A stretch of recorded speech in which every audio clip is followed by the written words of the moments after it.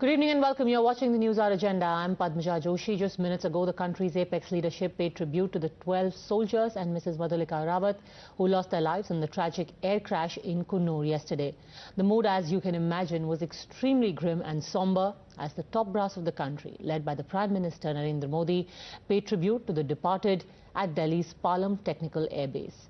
The Prime Minister was joined by the Defence Minister Rajnath Singh in meeting the families.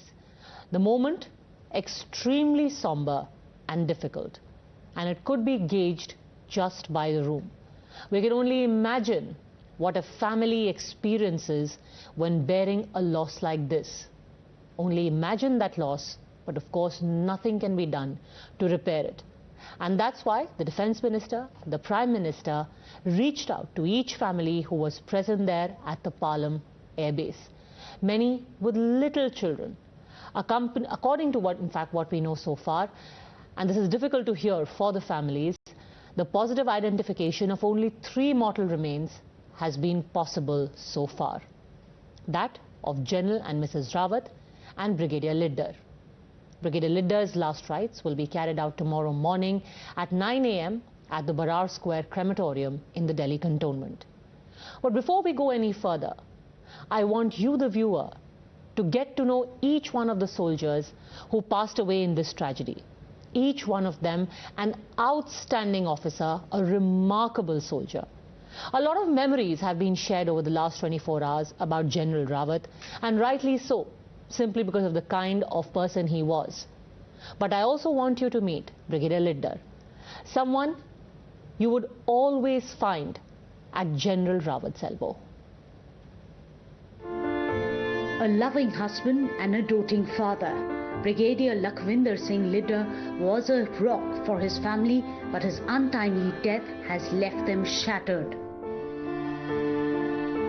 A second-generation officer and General Bipin Rawat's confidant, the Brigadier was a role model for his 16-year-old daughter, Ashna. The senior army officer took time out of his busy schedule for the release of a book in Delhi. I'd like to thank my parents, even though they told me don't mention us, but thank you, Mom and Dad. This book is more you than it is me, and this event is all you, so thank you.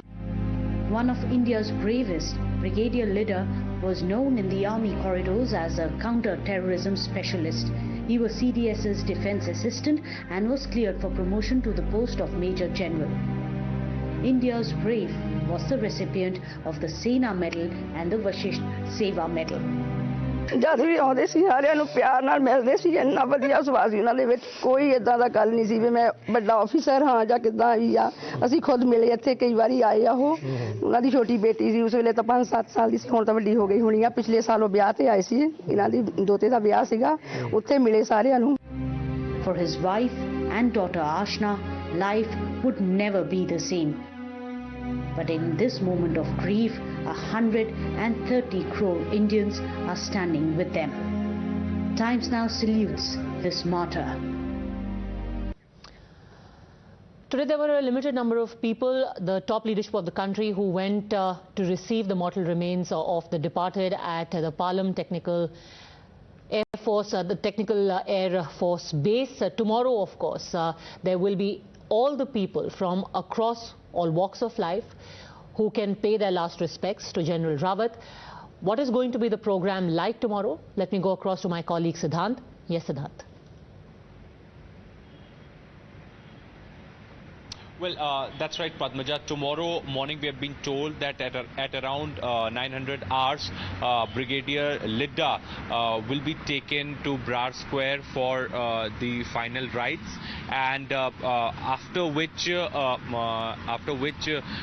General Rawat's mortal remains will be taken to the Kamraj Lane bungalow, and first 1 hour, 1.5 hour would be kept for the dignitaries from from society and the other citizens. And next 1 hour has been kept strictly for the high-ranking army officials, at the same time other army personnel. So this is a special arrangement that has been made, after which we have been told, Padmaja, that at around 1400 hours, a procession will leave from Kamraj Lane residence of General Rawat and will go to Brar Square, where the final rites of General Rawat will take place. Now, Padmaja, speaking to some people in Delhi police also, we have been told that there are a lot of people expected tomorrow at Kamraj Lane residence to pay last respect to General Rawat. A lot of people from his native places and especially from the state of Jammu and Kashmir, especially from the places where he has served, because he was somebody, wherever he served, he developed relationships with those people. So there are a lot of people expected in national capital tomorrow, and keeping that in mind, these timings have been given, and also the administration is going to make sure that each one can pay last respect to General Rawat.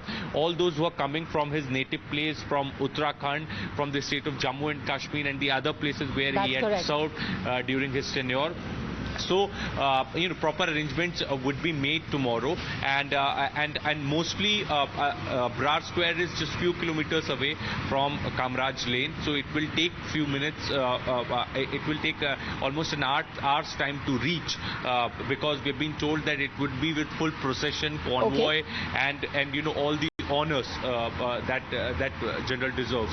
So that is going to happen, Padmaja, tomorrow. Saddam, thanks very much for getting us the very latest on that. You can imagine tomorrow is going to be a very, very difficult and a very, very somber day, especially for everyone who knew General Rawat, and he had a wide circle of influence, especially here in Delhi. But remember, thoughts and prayers right now for Group Captain Varun Singh. He's the sole survivor of this terrible, terrible crash. He was treated initially with about 45% burns in the Defence Hospital, in the military hospital in Wellington itself. Today in the afternoon, he was airlifted to Sulur, from where he was taken by road to Sulur, from where he has been airlifted to Bengaluru, and currently he is undergoing treatment in the command hospital in Bengaluru. What we've learned so far is that he is critical but stable. We also spoke a while ago to his father. अभी क्या आपको जानकारी है बेटे के बारे में, कुछ पूछा आपने वहाँ? अभी देखिए, कोई चीज मैं बता नहीं सकता हूँ जब तक कि मेडिकल वाले उसको बताए ना। अभी हमें खुद ही नहीं पता है। अच्छा, तो अभी बात हो रही होगी आपकी, तो क्या रिस्पांस दे रहे हैं, क्या बात कर रहे हैं आपसे? नहीं, किससे, उनसे तो मेरी बात नहीं हुई है। अच्छा, और सर मुंबई में ही हैं या भोपाल से तो शायद नहीं रहते हैं पहले? नहीं, हम भोपाल में ही रहते हैं। हम छोटे बेटे के साथ यहाँ मुंबई में रह रहे थे, जो नेवी में है, इंडियन नेवी में। यस। और हम अभी रास्ते में हैं, जा रहे हैं वेलिंगटन। जी। बस आप लोग सारे भोपाली प्रार्थना करें, प्रे करें। बिल्कुल sir, we are definitely praying for that also. That's all is required. Times Now's Imran is joining us on the phone line from Bengaluru. Any update yet from within the command hospital about the condition of Group Captain Varun Singh? Well, the Air Force authorities are still not giving out details. They're saying that all the top medical facilities are being provided to Group Captain Varun Singh. He's on life support. They said that there is a panel of doctors who's monitoring his situation, and they're saying that hopefully, with all the prayers of the millions of Indians, Varun will come out of it. But the exact situation, the Air Force is quite lipped about it, not revealing its stuff. But many incidents and anecdotes are coming of Varun Singh, what a person he was, and wow, even though he had achieved such big success in his life. But last year, during similar situation when he had Tejas, he showed a presence of mind and brought the Tejas and also saved himself. And after that, he awarded the Shaurya Chakra. He wrote a letter to his school alumni and to the principal and the teachers, thanking them. Whatever he is in life is because of the teaching and support what they've given by the teachers in the school. Showing his humility and gratitude, that's the kind of person Group Captain Varun Singh was. And that really shows the character of a person, not just an outstanding soldier, but also an outstanding human being. Thanks very much, Imran, for having joined us with that update. And of course, the entire country, we join the entire country in praying for the well-being of Group Captain Varun Singh. Maruf Razak, Group Consulting Editor, Times Network, joins us along with Major Major Probal Dasgupta, author and military historian, Major General Rawat, director at the India Foundation, Major General TPS Rawat is also live with us. But I want to start with you, Major Probal Dasgupta, just talking about Group Captain Varun Singh to begin with. Much has been said about the fact that he had already had an incident where there was system failure, a Shaurya Chakra no less. Yes,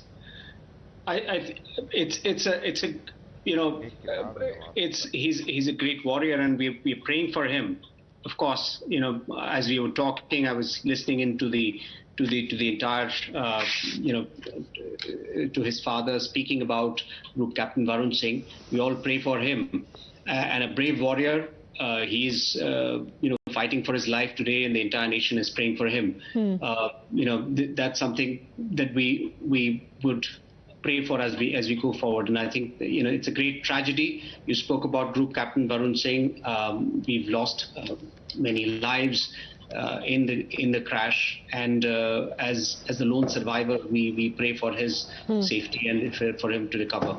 Maruf, before I come to you, I actually want to take our viewers through, because all this while there has been a lot of consternation, there has been a lot of questions about the circumstances of the accident itself. Now, we've been speaking to a variety of people, a number of people, about what really could have gone wrong. The only visual evidence that we have now is one that was shot by tourists yesterday afternoon. Now, this is an image you would have seen since then of the last few minutes that the chopper carrying General Rawat was in the air. I want you to take a look at this image right from the beginning, where a couple of things are made absolutely clear. The fact that the chopper was going full speed, there was no sign of a fire, but then suddenly it disappears into thick mist. So there definitely was some bad weather. It flew into weather, and moments later you can hear the sound of a crash, and this was actually shot by tourists. I want you to pay attention.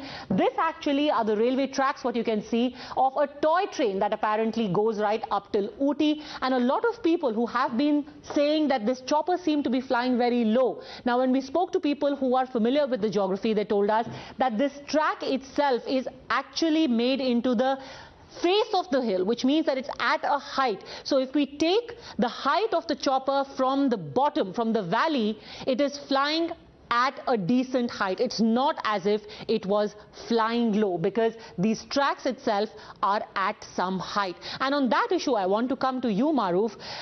What are your thoughts on what could have caused this accident? Because that is a question that is going on in people's minds over and over and over. At least a couple of things have been ruled out. The fact that, it was possibly some kind of malfunction, or that it flew too low and maybe hit something. Would you think that they would be ruled out at this point? See, Padmaja, I'm not an aviation expert, and I'm not in a position to say beyond what is logical and commonsensical. But I just want to bring out 2 or 3 points. Before I do that, I must say that on your panel today, you have people with a very wide collection of experience, both as military officers, former military officers. In fact, you didn't mention Probal Dasgupta was an officer of the same unit as General Bipin Rawat. In fact, I believe General Rawat was his commanding officer at one stage till Probal decided to take the route that people like me have taken, gone part academic and part corporate. But here, in the case of the crash, there are 2 or 3 things we must remember. I'd like to quote Air Marshal Barbora on one of our shows yesterday, where he said there is an inquiry on, let's not speculate beyond a point, because the inquiry will get to the bottom of it. My only problem with such inquiries is that in the past, I was reading on the net that sometime information from black box and voice recorders could take up to a year to assemble and put forward a final comprehensive analysis. And they have even reached out to the Russian makers of these helicopters, and not always have the Russians been cooperative with technical assistance on certain issues. We must remember that, though we have a strong military partnership with the Russians. And these helicopters are the most commonly used for VIP travel, air transportation, and even reconnaissance. The second thing is, on a route like this, it's not that this aircraft would have gone first time over on this route. This must be a regular route from Sulur to Coimbatore, Sulur to Coonoor, and the aircraft pilots would have studied the route, the possibility of the heights they will encounter. Those hills there, as I said to you yesterday, are not very high, but they're high enough to cause confusion and damage in the event of bad weather.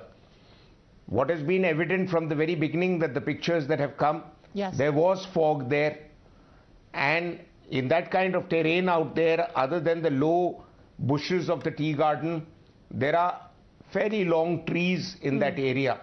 The aircraft, the helicopter, was about 8 minutes from landing, as you mentioned in one of your shows today. And in that time, it might have been dropping down to achieve its objective of landing on time. The military is very particular about timely arrival and departure.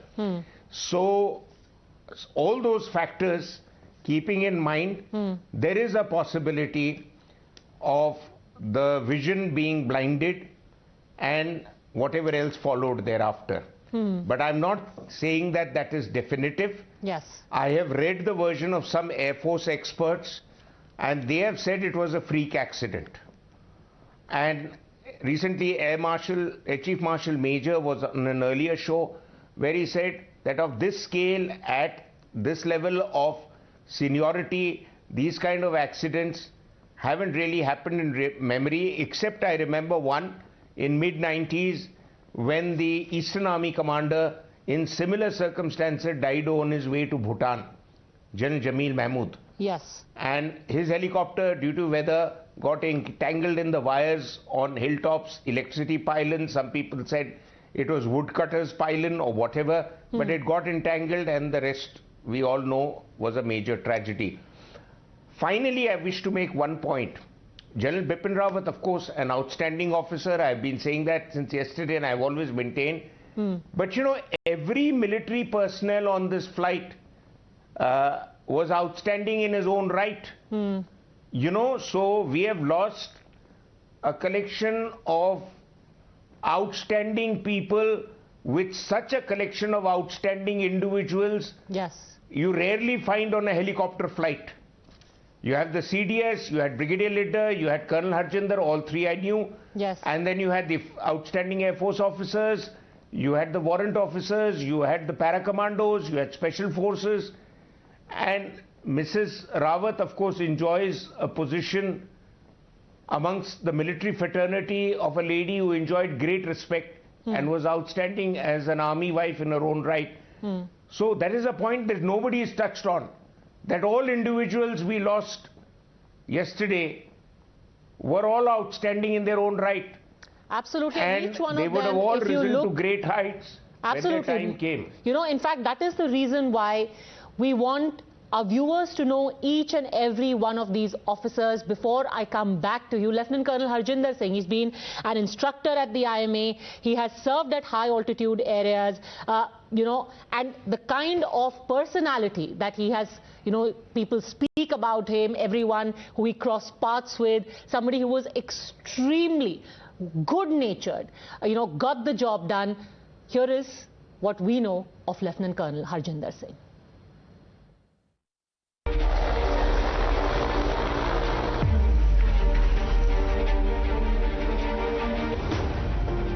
Lieutenant Colonel Harinder Singh was fondly remembered as the ever-smiling Harry.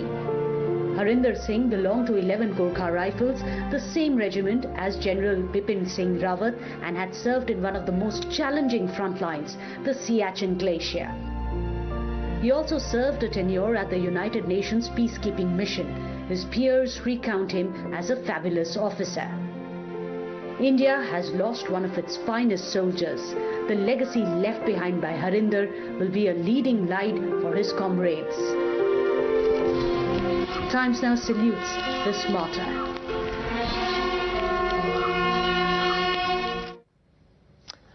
All of 43 years old, gone way, way too soon. I want to also ask you, General Dhruv Katoch, when we're talking about full military honors, what really does that entail for the lay person? Thank you, Padmaja. Padmaja, before I answer that, there is, I totally agree with what Maruf has said, but I just want to take one more point, just to add on to what Maruf said. If you take the people who have passed away, who died in this tragic accident, and you plot their places of origin on the map, you will be surprised they cover the entire length and breadth of India.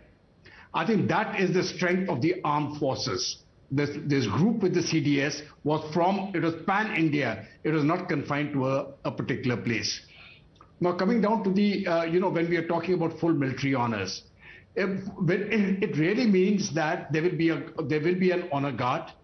That honor guard, before the honor guard comes in, people will come there, they will lay their wreaths, and then there would be a national flag which is placed on the body. That is there initially itself. Now, finally, when the last post is sounded, the honor guard will be present. They will all pay their final respects. Then the national flag will be removed, and then the body will be taken and placed on the pyre. Now that is what they call full military honors, to cremate a body or to bury a body of one of our own with full military honors. Now when we are talking about, the chopper crash, already there is a tri-services investigation which is underway. According to the conversation that we've had so far, already the flight data recorder has been recovered. Could you tell us, General Rawat, what is the importance of a flight data recorder and a cockpit voice recorder?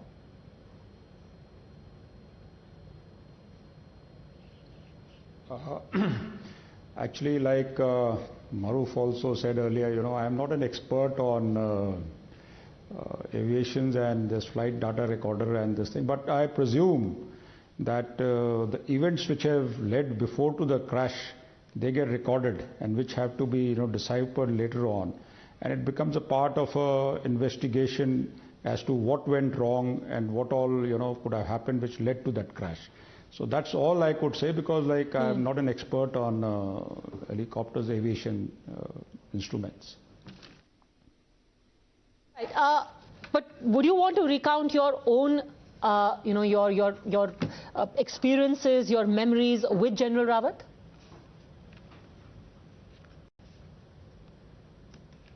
Yeah, basically, as far as General Rawat is concerned, you see, he was finally, we are very close. It's a personal loss for us.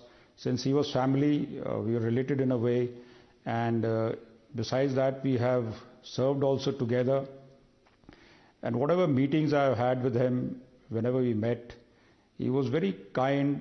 He came across as a very kind and a considerate man, who had all the time, he was never in a hurry. One always used to imagine that with the time he gave to you, how could he, manage so many things? But knowing him, one found that he had so much depth of knowledge about any subject that you strike a discussion with him and, you'll say, my God, he knows everything. And he was a man from the grassroots as far as the armed forces was concerned, right from the men, their problems, to the officers and the higher echelons. He knew what all was there, what all has to be done. And everybody has been saying, he was a strong man, who had great love for this nation. He was he used to carry his love for the nation on his sleeve. And 24/7, he used to keep just thinking as to what he could do so as to make this army a strong army, which in turn makes a stronger India, and basically be a dominant power in the region as also in the world. And a soldier without a doubt, you know, going by the many videos, sir, that we have seen of him, whether it be with his course mates, whether it be with the soldiers. I want to actually come to you also, Major Probal Dasgupta, and talk about what your experiences were like working with him as an adjutant. But before that, since we are talking about the chopper itself and what are the issues, what is the importance of the flight data recorder, which is commonly known as the black box. Basically, the reason why the black box is critical is because it has certain data which will help you know what the last few minutes of the chopper while it was still in air was like. It is the direction that the chopper was going in. The other thing that you will be able to get to know is what altitude it was at, whether it was ascending or descending, and if it was indeed going up or down, what was the rate of ascent and descent. Was there a sudden drop in altitude? Then one would know that possibly there were some problems over there. What was the pressure and temperature? And finally, the issue is that how much fuel was on board. Did it run out of fuel? Is that the reason why it went to the ground? The concerns at this point are that this fire was so large, it was so difficult to put it out, that there are fears that perhaps the black box could have been damaged. Has the data been lost from within the flight data recorder? And the second concern is that even as the information from it is being extracted, will it have to be sent to Russia? Because remember, this is a Russian machine. Will it have to be sent across to Russia for that data to be interpreted? Because if that happens, and as we were being told earlier, that at least one other crash in recent memory, this was being compared to, where the data had to be sent out, and which is why the entire investigation took a much longer time. Very quickly, I want to ask you about that, General Katoch, because when we're talking about a tri-services inquiry or a court of inquiry that takes place, is there any timeline to it? How long before one actually gets to know about what went wrong? Because this was a VVIP flight with VVIPs on board. General Katoch. Padmaja, the first thing is, let me talk about the timeline. I don't think we can give a timeline. They will simply do it as quickly as they can. But in this particular case, I think within a month or 2 months, we should have all the facts with us. As far as the black box is concerned, you know, that data will be very critical because what has been recorded, you see the pilot's last transmission. I'm talking really about when you showed us that the video of the helicopter, you know, and then getting into the clouds. Now that last 8 to 10 seconds, I think they are very vital as to what exactly happened during that time. Now, one thing I want to tell you is that when I served in the Northeast as I was the GOC of one of the divisions there. And there were times when going in a helicopter, we went into the clouds. Now, it is not a very comfortable feeling when you go into the clouds because neither you nor the pilot can see anything. But the pilots know what they are doing. So in this particular case, when he went inside, the pilot knew what he was doing. I have absolutely no doubts about that. We have the most professional pilots as far as the Indian Air Force is concerned, especially the Mi-17 pilots. I have flown in the Mi-8s for 2 years when I was in Sri Lanka. Yeah. And the level and skill of the Indian Air Force and their pilots is second to none. In fact, in my own personal view, they are perhaps the best in the world. They can do miracles. Absolutely. So on that ground, I think I've got no doubts. But the information will come out, and this inquiry will be done in the fastest possible time frame. I'm not looking at a time frame of 1 year. Okay. I'm looking at a time frame of perhaps 1 month or perhaps about 2 months. But the truth will come out as to what exactly happened. It's important. And there's one more point I want to say. Yes, you know, ultimately, regardless of the equipment, regardless of how good an equipment is, it is a machine. There can be no 100% guarantee for any machine, regardless of where it has been produced. Yeah. And in fact, it's important, sir, you mentioned the Northeast, because now, of course, everyone's heard the legendary story of how General Rawat had survived another chopper crash. It was in 2015, if I'm not mistaken. It was in the Northeast. It was a cheetah. And at that time, he had said that I'm a man of the hills, and a chopper crash like this is not the kind of thing that is going to do me any harm. And that really speaks to the kind of person he was as well, Probal Dasgupta. And on that, what I want to come to you on, Because while we know of him as a soldier, there are magazine covers that have been done, but it's the personal insights that make all the difference. And when you're you served as the adjutant to him. Tell us about him as a person, as a man who you interact with on a daily basis. Thank you, Padmaja. I'll just slow it down a little bit because the first time I met him was on 2nd of July 1994 when I was commissioned and I went to the unit. He was a senior major and he was the officiating adjutant at that point of time. And that was my first impression of him as someone who was very forthright, someone who demanded that I know the area very well. So I went on a few chakkars of that place and I would come back with thinking that I had covered a lot of information. He would send me back again. But those were, in an infantry unit, you live and work as a family. And those were my first, days with him. Of course, after that, as Maruf Raza mentioned, I served with him for a few years. And then I went, I left the army and I've known him, therefore, from several angles. First, as a young commissioned officer in 511 Gurkha Rifles way back in 1994. And then when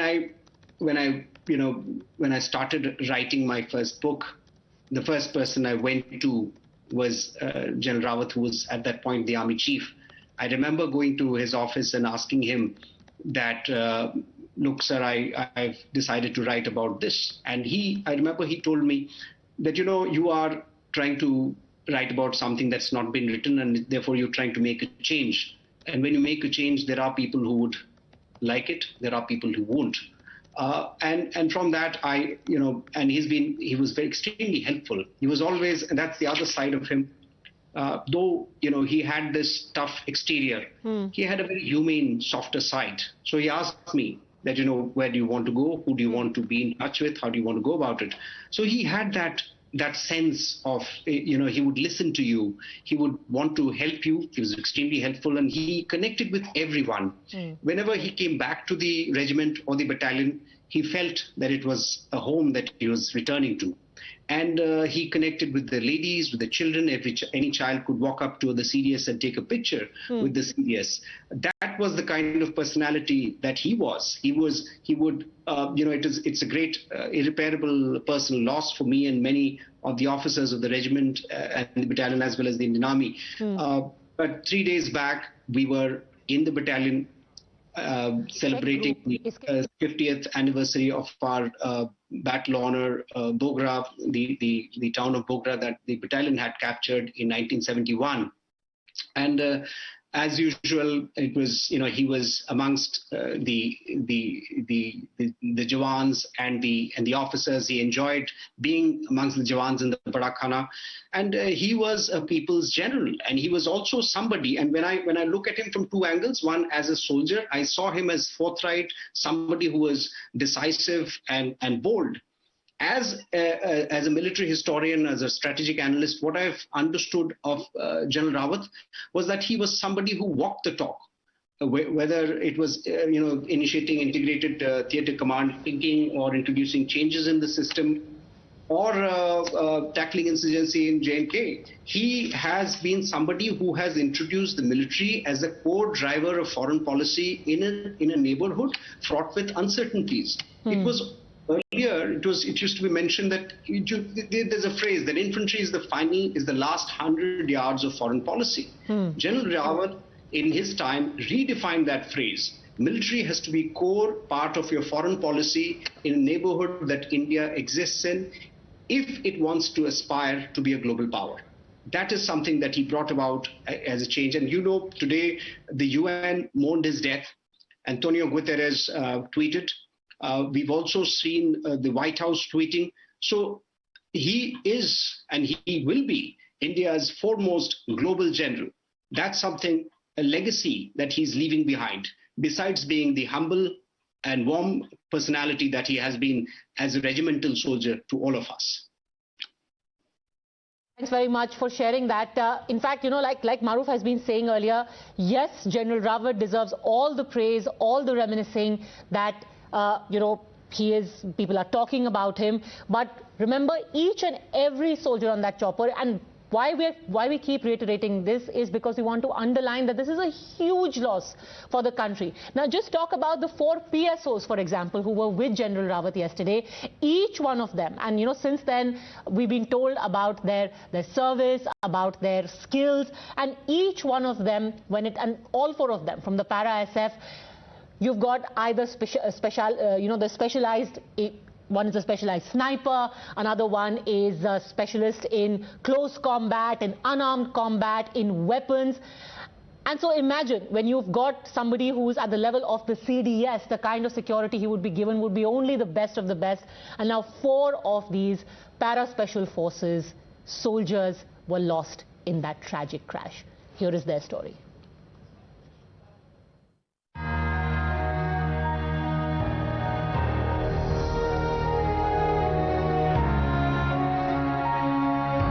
Havildar Satpal Singh.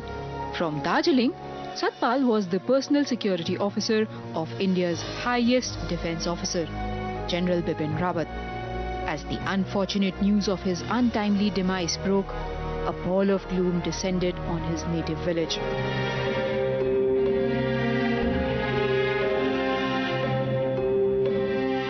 None other than the Chief Minister of West Bengal, Mamata Banerjee herself, joined in grieving the irreparable loss, hailing the brave of the hills who gave his life for the motherland.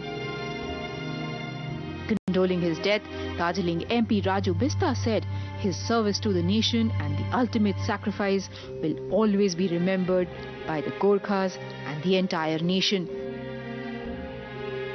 Rai is survived by his wife, a daughter and a son who also is in the army. His last promise to his wife was to take her on a vacation. But now he has undertaken a journey alone, leaving a distraught family to say the hardest goodbyes.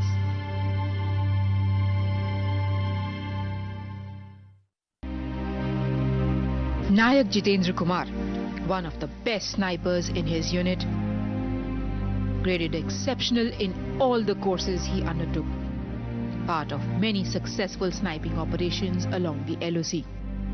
An 8-year-long career studded with achievements, his future cut short abruptly.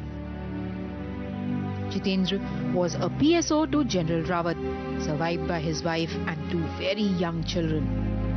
The demise was mourned by the Chief Minister of his state, Shivraj Singh, who described him as the son of the soil who lost his life while discharging his duty, praying for God to grant peace to the departed soul.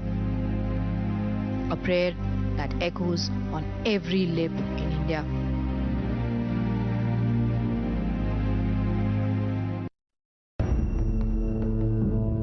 Jai Jawan and Jai Kisan resonated in the family of Lance Nayak B. Sai Teja, a 27-year-old dedicated soldier belonging to the family of farmers, was the personal security officer of CDS Bipin. His family is yet to come to terms with the tragic reality. Syamala, his wife, will never be able to forget the last video call her husband made 4 hours before the ill-fated crash. Teja donned his uniform before stepping out of his home after a month-long leave in September. But his body will come to his home this time, wrapped in the tricolor. His 2 children, aged 5 and 2, who barely got to know their father, will now grow up to his tales of valor. Of course, it'll be quite some time before we actually think that we are over this kind of a loss, not just for the family, but also for the army family, for the forces family. But I want to go around the table and ask, Maruf Raza, who do you think at present could fill the shoes of General Rawat as CDS?